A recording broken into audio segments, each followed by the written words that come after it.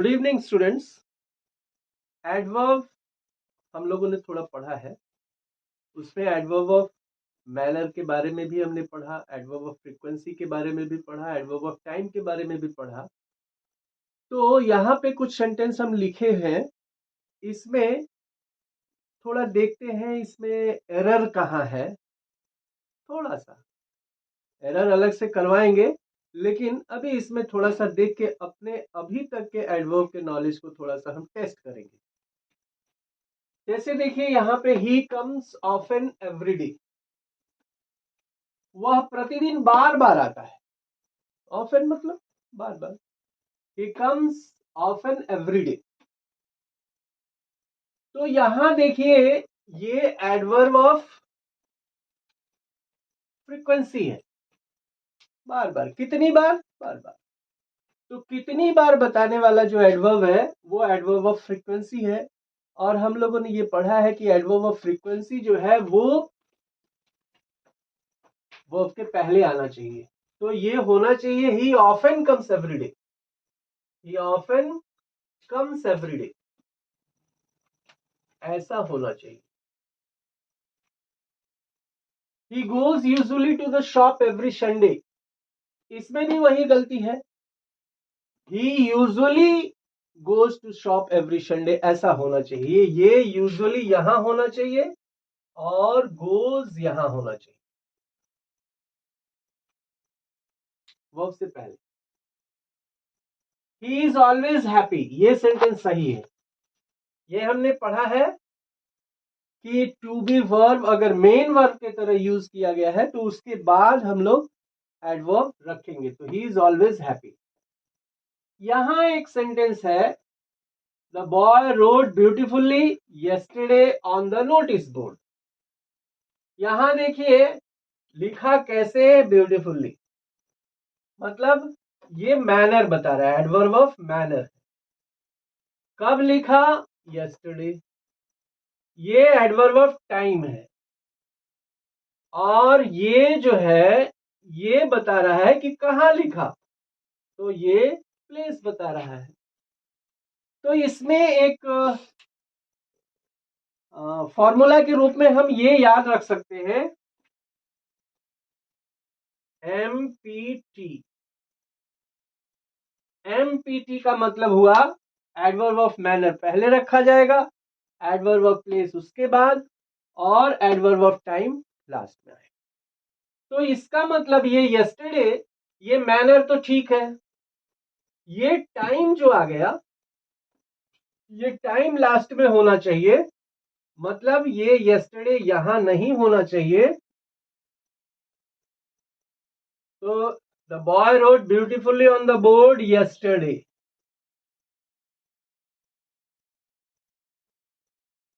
ये adverb of time जो है वो लास्ट में होना चाहिए। तो एडवर्ब इसी क्रम में होना चाहिए, एमपीटी के क्रम में। Adverb of manner, adverb of place, और फिर उसके बाद एडवर्ब ऑफ टाइम। तो क्वेश्चन में ऐसे आ जाते हैं, इधर उधर ऑर्डर कर दिया जाता है और उसके करेक्शन के लिए आपसे पूछे जाते हैं। तो इस पॉइंट को याद रखेंगे, empty adverb of manner, adverb of place, और उसके बाद एडवर्ब ऑफ टाइम। तो अब मैनर हो गया, उसके बाद प्लेस हो गया, उसके बाद एडवर्ब ऑफ टाइम हो गया। अब ये सेंटेंस सही है। फिर आगे कुछ रूल्स को पढ़ते हैं। तो अभी हम कुछ ऐसे एडवर्ब को समझते हैं जो एडवर्ब समानार्थी, लगभग समान अर्थ वाले होते हैं। जैसे पहले हम देखते हैं वेरी और मच के प्रयोग में अंतर। वेरी का प्रयोग जो है ये पॉजिटिव डिग्री के साथ होता है, मतलब जो एडजेक्टिव पॉजिटिव डिग्री के होते हैं उनके साथ होता है। जैसे very good, very lucky, very wise, very honest, very dishonest. लेकिन मच का प्रयोग जो होता है वो कंपैरेटिव डिग्री के साथ होता है। जैसे much better, much luckier, much wiser. इस तरह से कंपैरेटिव डिग्री के साथ मच और पॉजिटिव डिग्री के साथ हम लोग वेरी का प्रयोग करते हैं। लेकिन वेरी मच एक साथ भी यूज हो सकता है कंपैरेटिव डिग्री के साथ, वेरी मच वाइजर, ऐसा लिख सकते हैं। वेरी मच लकीर, ऐसा लिख सकते हैं। वेरी मच दोनों एक साथ कंपैरेटिव डिग्री के साथ, लेकिन वेरी जनरली पॉजिटिव डिग्री के साथ और मच कंपैरेटिव डिग्री के साथ, और दोनों को मिला के हम कंपैरेटिव डिग्री के साथ यूज कर सकते हैं। वेरी का प्रयोग सुपरलेटिव डिग्री के साथ भी होता है। जैसे हम कहते हैं the very best, the very best boy, तो ये सुपरलेटिव डिग्री है, उसके पहले भी वेरी का प्रयोग हो सकता है। तो ये हम ध्यान रखेंगे, वेरी का प्रयोग पॉजिटिव डिग्री और सुपरलेटिव डिग्री के साथ होता है, लेकिन मच का प्रयोग जो होता है वो कंपैरेटिव डिग्री के साथ होता है, और वेरी मच एक साथ मिला के हम लोग कंपैरेटिव डिग्री के साथ यूज कर सकते हैं। मच का प्रयोग देखें, मच का प्रयोग पास्ट पार्टिसिपल के साथ होता है, मतलब वर्ब का जो थर्ड फॉर्म होता है पास्ट पार्टिसिपल के साथ होता है। जैसे हम कहते हैं मच सरप्राइज्ड, मच ग्रीव्ड, बहुत उदास, मच एडमायर्ड, बहुत प्रशंसनीय। तो मच का प्रयोग जो है ये पास्ट पार्टिसिपल के साथ करते हैं, लेकिन वेरी का प्रयोग प्रेजेंट पार्टिसिपल के साथ भी साथ होता है। जैसे वेरी इंटरेस्टिंग, बहुत रोचक, वेरी डेयरिंग, बहुत साहसिक, वेरी कंफ्यूजिंग, ये तो आप लोग बोलते ही रहते हैं, very confusing, the some is very confusing. तो इस तरह से वेरी का प्रयोग हम लोग प्रेजेंट पार्टिसिपल के साथ और मच का प्रयोग पास्ट पार्टिसिपल के साथ करते हैं। अब यहां तो हमने ये पढ़ा कि मच का वेरी का प्रयोग जो है प्रेजेंट पार्टिसिपल के साथ होता है, पास्ट पार्टिसिपल के साथ भी हम कर सकते हैं वेरी का प्रयोग, लेकिन इन्हीं कुछ पास्ट पार्टिसिपल के साथ। वैसे पास्ट पार्टिसिपल के साथ हम लोग वेरी का प्रयोग नहीं करेंगे, वेरी का प्रयोग प्रेजेंट पार्टिसिपल के साथ ही करेंगे, लेकिन जनरली वेरी का प्रयोग पास्ट पार्टिसिपल के साथ नहीं होता है। लेकिन कुछ ऐसे पास्ट पार्टिसिपल हैं जिनके साथ हम लोग वेरी का प्रयोग कर सकते हैं। जैसे वेरी टायर्ड, बहुत थका हुआ, वेरी डिजेक्टेड, बहुत निराश, बहुत उदास, वेरी कंटेंटेड, बहुत संतुष्ट, वेरी डिसकंटेंटेड, बहुत असंतुष्ट, कंटेंटेड और डिसकंटेंटेड भी हो सकता है, वेरी ड्रंक, बहुत पिए हुए, वेरी लिमिटेड, बहुत सीमित, वेरी डिलाइटेड, बहुत प्रसन्न। तो इन पास्ट पार्टिसिपलों के साथ हम लोग वेरी का प्रयोग कर सकते हैं। जनरली हम लोग वेरी का प्रयोग पास्ट पार्टिसिपल के साथ नहीं करते हैं, वेरी का प्रयोग प्रेजेंट पार्टिसिपल के साथ ही होता है। तो ये आप लोग नोट करें। अब देखिए, क्वाइट जो है ये एडवर्ब ऑफ डिग्री है। इसका जब प्रयोग हम लोग करते हैं, इसके प्रयोग के अनुसार इसके दो अर्थ निकलते हैं।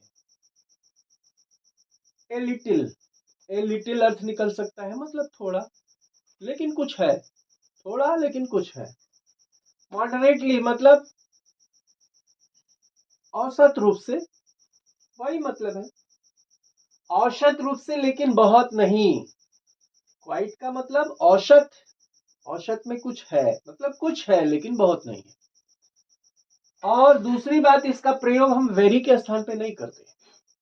जैसे यहां सेंटेंस लिखा है सी इज क्वाइट लवली, वो थोड़ी सुंदर है, थोड़ी सुंदर क्या, सुंदर है तो सुंदर है। तो क्वाइट का प्रयोग ना करके सी इज वेरी लवली, वो बहुत प्यारी है।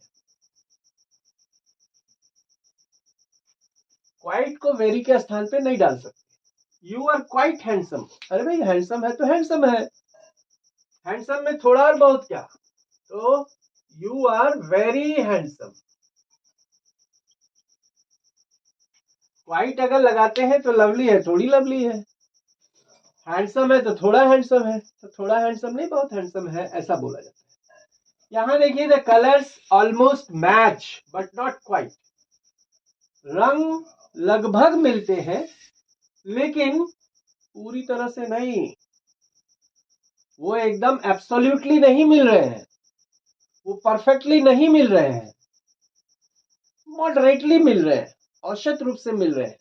एकदम पूरा रेड कलर जैसा था पहला का वैसा अब नहीं है, वैसा नहीं है, हाँ रेड है लगभग उससे मिलता जुलता है लेकिन पूरी तरह नहीं।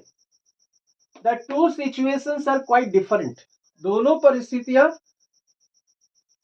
थोड़ी अलग है, दोनों सिचुएशन थोड़े थोड़े अलग हैं। तो यहाँ पे क्वाइट का प्रयोग ठीक है, लेकिन यहाँ पर क्वाइट का प्रयोग ठीक नहीं था।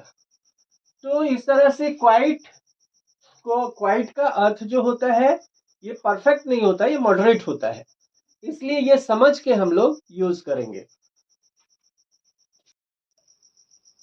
देखिए अब फेयरली और रैदर के प्रयोग में, फेयरली का प्रयोग पॉजिटिव डिग्री के साथ करते हैं, जैसे फेयरली वाइज, वाइज ये जो एडजेक्टिव है पॉजिटिव डिग्री में है। फेयरली गुड, तो इस तरह से हम लोग पॉजिटिव डिग्री के साथ ही फेयरली का प्रयोग करते हैं। लेकिन रैदर जो है ये पॉजिटिव डिग्री और कंपैरेटिव डिग्री दोनों के साथ हो सकता है, जैसे rather bad, rather difficult, rather wise, rather hotter. तो ये कंपैरेटिव डिग्री, ये पॉजिटिव डिग्री, ये कंपैरेटिव डिग्री, ये difficult, rather difficult positive degree, rather bad positive degree. तो ये रैदर जो है पॉजिटिव और कंपैरेटिव दोनों के साथ यूज किया जा सकता है। लेकिन फेयरली के बाद, और दूसरा पॉइंट ये है कि फेयरली के बाद टू का प्रयोग नहीं होता है, TOO का प्रयोग नहीं होता है, जबकि रैदर के बाद टू का प्रयोग कर सकते हैं। जैसे यहां लिखा है, जैसे फेयरली टू गुड, तो फेयरली टू गुड लिखना बिल्कुल गलत है, यहां होना चाहिए रैदर टू गुड। फेयरली के बाद टू का प्रयोग नहीं करते हैं, ये रैदर टू गुड ऐसा हो सकता है, लेकिन फेयरली टू गुड नहीं लिखेंगे। फेयरली के बाद प्लेजेंट एडजेक्टिव का प्रयोग करते हैं, जैसे फेयरली वाइज, ये वाइज अच्छा माना जाता है, अगर कोई वाइज है तो that is pleasant adjective. Fairlie beautiful, तो फेयरली के बाद हम लोग प्लेजेंट एडजेक्टिव का प्रयोग करते हैं, और रैदर के बाद अनप्लेजेंट एडजेक्टिव का प्रयोग करते हैं। रैदर विकेड, बहुत दुष्ट, रैदर डिफिकल्ट मतलब अनप्लेजेंट एडजेक्टिव आएगा, तो रैदर के बाद अनप्लेजेंट एडजेक्टिव आता है और फेयरली के बाद प्लेजेंट एडजेक्टिव आता है। लेकिन इसमें अपवाद है, रैदर के बाद हमने बताया कि अनप्लेजेंट एडजेक्टिव का हम लोग प्रयोग करते हैं, लेकिन रैदर के बाद कुछ प्लेजेंट एडजेक्टिव भी यूज होते हैं, जैसे रैदर अम्यूजिंग, अम्यूजिंग को रैदर के बाद प्रयोग कर सकते हैं, गुड को रैदर के पास बाद प्रयोग कर सकते हैं, क्लेवर को, प्रीटी को, ब्यूटीफुल को, ये सब प्लेजेंट एडजेक्टिव है, रैदर के साथ प्रयोग हो सकते हैं। जनरली रैदर के साथ हम लोग अनप्लेजेंट एडजेक्टिव ही यूज करते हैं, तो इसको नोट कीजिए।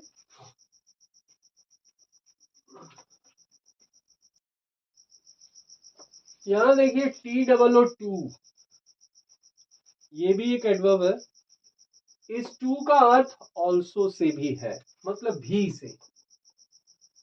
जैसे I too was invited to tea, मैं भी चाय में आमंत्रित था। तो टू का अर्थ ऑल्सो से भी होता है, और टू का अर्थ जितनी आवश्यकता है उससे ज्यादा है, इस सेंस में भी होता है। और इस सेंस में जब हम प्रयोग करते हैं तो टू का प्रयोग, टू के बाद हम अनप्लेजेंट एडजेक्टिव डालते हैं, अनप्लेजेंट एडजेक्टिव के साथ ही TOO का प्रयोग होता है। जैसे टू बैड, बहुत बुरा, तो बैड निश्चित रूप से अनप्लेजेंट है। टू नॉटी, बहुत बदमाश, जरूरत से ज्यादा बदमाश। टू विकेड, जरूरत से ज्यादा दुष्ट। टू डल, तो नॉटी, विकेड, फैट, डल ये सब अनप्लेजेंट है। मोटापा भी बहुत अच्छा नहीं लगता, मोटापा भी अच्छा नहीं लगता, अनप्लेजेंट एडजेक्टिव है। तो अनप्लेजेंट एडजेक्टिव के साथ TOO का प्रयोग कर सकते हैं। यहां पे देखिए लिखा है एक sentence, I am too glad to meet you, मैं बहुत खुश हुआ आपसे मिलकर, तो ये टू अगर डाल देते हैं तो इसका मतलब ये हो जाता है कि मैं आपसे मिलकर इतना खुश हुआ जितना कि नहीं होना चाहिए। तो ये तो बात भाई गलत हो जाएगी। तो यहां होना चाहिए I am very glad, I am very glad to meet you, very होना चाहिए। टू के साथ टू के साथ हम प्रेजेंट एडजेक्टिव का प्रयोग नहीं करेंगे। टू के साथ निम्नलिखित कंडीशन में हम प्रेजेंट एडजेक्टिव का प्रयोग कर सकते हैं, लेकिन उसका मतलब कुछ और ही होगा। जैसे देखिए टू के बाद हमने एडजेक्टिव लगा दिया, ही इज टू टॉल, वह बहुत लंबा है, जितना कि वह इतना लंबा है कि जितना उसको होना नहीं चाहिए, इसका अर्थ ये हुआ। लेकिन यही सेंटेंस अगर हम बोले ही इज वेरी टॉल, वह बहुत लंबा है, तो ये सेंस नहीं आएगा कि जितना होना नहीं चाहिए। अगर टू के साथ हम एडजेक्टिव लगा देते हैं तो इसका मतलब है कि वो इतना है जितना होना नहीं चाहिए। जैसे सी इज टू स्लिम, वह इतनी दुबली पतली है जितना होना नहीं चाहिए। इट इज टू कोल्ड, इतनी ठंड है जितनी होनी नहीं चाहिए। ठंड प्लेजेंट चीज है, ठीक है, ठंड में अच्छा लगता है, लेकिन बहुत ज्यादा ठंड अनप्लेजेंट हो जाता है। स्लिम होना अच्छी बात है, दुबला पतला होना अच्छा बात है, अच्छी बात है, लेकिन बहुत दुबला पतला, जितना होना चाहिए दुबला पतला उससे ज्यादा हो जाना ये अच्छा बात नहीं है। तो ये टू के साथ अगर हम लोग ये एडजेक्टिव लगा देते हैं तो इसका मतलब कुछ और ही हो जाता है। ही इज वेरी टॉल, ठीक है, सी इज वेरी स्लिम, ठीक है, इट इज वेरी कोल्ड, ये ठीक है। इसका मतलब ये होता है कि ज्यादा ठंड है, लेकिन ऐसा नहीं कि जितना चाहिए उससे ज्यादा है, ऐसा नहीं। वह बहुत दुबली पतली है, यहां इसका मतलब हो गया कि जितना दुबला पतला होना चाहिए उससे ज्यादा है। लेकिन अगर सी इज वेरी स्लिम कहते हैं, इसका मतलब वो स्लिम है, मतलब ठीक ठाक है। तो इस तरह से अनप्लेजेंट प्लेजेंट एडजेक्टिव के साथ अगर हम लोग टू का प्रयोग कर देते हैं या करते हैं तो उसका अर्थ जितना नहीं होना चाहिए उतना है, ऐसा हो जाता है। तो इसको आप लोग नोट कीजिए इस नियम को। तो ये शो देखिए, ये भी अधिकता का बोध कराता है, लेकिन सो का प्रयोग अधिकता का बोध कराने वाले वेरी शब्द के स्थान पे नहीं रख सकते। जैसे यहाँ पे सेंटेंस दिया है आई एम सो हैप्पी, मैं बहुत खुश हूं, तो बहुत खुश हूं, लेकिन सो का प्रयोग यहाँ नहीं होगा। यहाँ होना चाहिए आई एम वेरी हैप्पी, ये सेंटेंस गलत है, ये सेंटेंस सही है। दूसरा पॉइंट ये है सो के बाद दैट का प्रयोग करेंगे और TOO के बाद TO का प्रयोग करेंगे। जैसे यहां सेंटेंस देखिए I am so happy that I am unable to control my feelings, मैं इतना खुश हूं कि मैं अपने भावनाओं को नियंत्रण करने के योग्य नहीं हूं। इसी सेंटेंस को अगर TOO के साथ लिखते हैं तो क्या लिखेंगे, I am too happy, I am too happy to control my feeling. अब यहां देखिए ये तो निगेटिव अर्थ दे रहा था, I am unable to control my, मतलब मैं अयोग्य हूं। यहां हमने नॉट का प्रयोग नहीं किया है या किसी निगेटिव वर्ड का प्रयोग नहीं किया। उसका कारण ये है कि TOO जो है वो अपने आप में ही निगेटिव अर्थ देता है। टू कहने का मतलब क्या, इतना अधिक जितना कि नहीं, जितना नहीं होना चाहिए। तो I am too happy to control my feeling, ये निगेटिव अर्थ दे रहा है, इसलिए यहाँ निगेटिव का प्रयोग नहीं हुआ। लेकिन यहाँ पे सो जो है यह निगेटिव अर्थ नहीं देता है, इसलिए अगले सेंटेंस को निगेटिव बनाना पड़ा है। खैर ये ट्रांसफॉर्मेशन में हम लोग विस्तृत रूप से पढ़ेंगे, लेकिन टू के साथ ऐसे लिखा जाएगा और सो के साथ दैट लगा के ऐसे लिखा जाएगा। इसके बाद एनफ पर आते हैं। एनफ जो है मतलब पर्याप्त। तो ये शब्द जो है ये एडजेक्टिव का भी काम करता है और एडवर्ब का भी काम करता है। ये एडजेक्टिव और एडवर्ब दोनों का काम करता है।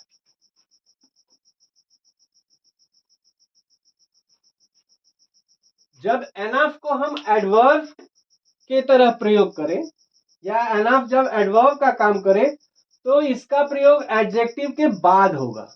भाई एडजेक्टिव के साथ ही ना एडवर्ब एडजेक्टिव के साथ मीनिंग ऐड करेगा या वर्ब के साथ मीनिंग ऐड करेगा। तो ये जो है जब ये एडवर्ब का काम करे तो उसको एडजेक्टिव के बाद प्रयोग करेंगे। और एडजेक्टिव के रूप में अगर यह काम करता है तो इसका प्रयोग नाउन से पहले करेंगे, क्योंकि नाउन को एडजेक्टिव के रूप में काम करेगा तो ये नाउन को क्वालिफाई करेगा तो नाउन के पहले, और एडवर्ब को काम करेगा तो एडजेक्टिव को क्वालिफाई करेगा तो एडजेक्टिव के बाद यूज होगा। जैसे यहां देखिए, she is wise enough to understand your intention. वह इतनी बुद्धिमान है कि आपके इरादे को वो समझ सकती है।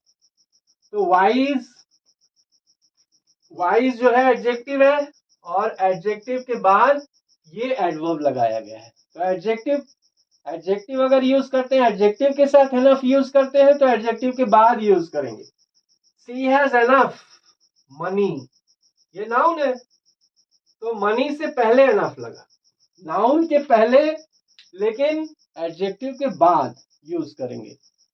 He has enough money to buy this car, उसके पास पर्याप्त पैसा है यह कार खरीदने को। तो ये ध्यान रखेंगे कि एडजेक्टिव के बाद एनफ को प्रयोग करेंगे और नाउन से पहले प्रयोग करेंगे। एनफ का प्रयोग जो है एडजेक्टिव या एडवर्ब के रूप में हम लोग पॉजिटिव डिग्री में ही करते हैं, इसको दूसरे डिग्री में नहीं कर सकते हैं। जैसे यहां सेंटेंस लिखा है, he is faster enough to defeat you, वह इतना तेज है कि आपको हरा सकता है। तो यहां पे ये फास्टर ये गलत हो जाएगा। He is fast enough, he is fast enough to defeat you. He is bravest enough to be selected for the post of soldier, वह इतना बहादुर है कि वह सिपाही के पोस्ट के लिए चुनाव उसका हो जाएगा। तो ये ब्रेवेस्ट नहीं होना चाहिए, ही इज ब्रेव एनफ। ये पॉजिटिव डिग्री में ही, पॉजिटिव डिग्री के एडजेक्टिव या एडवर्ब में इसको यूज करते हैं एनफ को। तो ठीक है, इसको नोट कीजिए, फिर आगे बढ़ते हैं। अब देखिए, येट का प्रयोग हम लोग अब तक के सेंस में करते हैं। अब तक कहने का मतलब बोलने के समय तक। तो येट का प्रयोग इसके लिए होता है कि हम अब तक कह सकें, लेकिन इसका प्रयोग हम लोग प्रेजेंट परफेक्ट के इंट्रोगेटिव और नेगेटिव सेंटेंस में ही करते हैं और वर्ब के बाद करते हैं, या वर्ब के बाद ऑब्जेक्ट आ गया है तो उसके बाद करते हैं।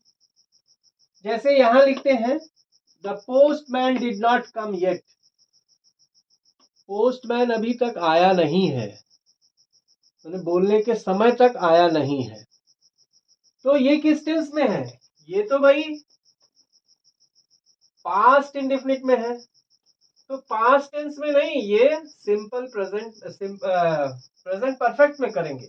The postman has not come yet, बोलने के समय तक नहीं आया है, नहीं आया है, इसका मतलब प्रेजेंट की ही बात हो रही है, तो हैज नॉट कम होगा।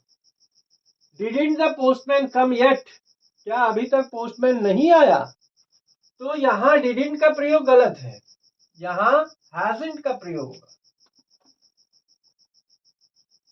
Hasn't the postman come yet, इसलिए क्योंकि हम प्रेजेंट की ही बात कर रहे हैं, अभी बोल रहे हैं तो प्रेजेंट की ही बात कर रहे हैं, तो ये प्रेजेंट परफेक्ट में इसका यूज होता है, पास्ट में नहीं। तो आज इतना ही।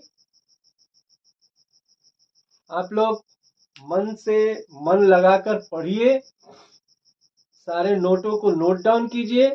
यही कह के आज के लिए गुड बाय।